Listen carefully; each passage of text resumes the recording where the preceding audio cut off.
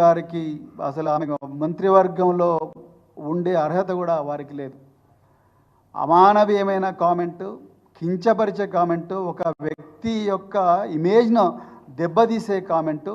దీని మీద తప్పకుండా లీగల్ చర్యలు కూడా ఉంటాయి. ఇట్లా నోరు మూసుకొని కూర్చోరు తెలంగాణ ప్రజలు. నేను మళ్ళీ రిపీట్ చేస్తున్నా, మేము మళ్ళీ ఇప్పుడు కూడా చెప్తున్నా, మా పార్టీ నాయకులు కేటీఆర్ గారు పీడిత ప్రజల కోసం రాత్రింబవళ్ళు పోరాడుతూ ఉన్నారు.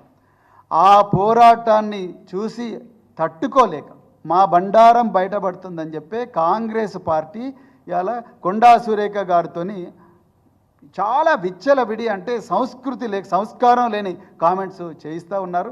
తప్పకుండా ఆమె వెనక్కి తీసుకోవాలి, క్షమాపణ చెప్పాలి. అటెన్షన్ డైవర్షన్ చేయాలని చూస్తున్నారు. ఆమె తప్పకుండా క్షమాపణ చెప్పాలి. క్షమాపణ చెప్పేదాకా మేము అన్ని లీగల్ ఆప్షన్స్ కూడా ఎక్స్ప్లోర్ చేస్తాం, ప్రజల ముందర పెడతాం. తప్పకుండా వారు దాన్ని వెనక్కి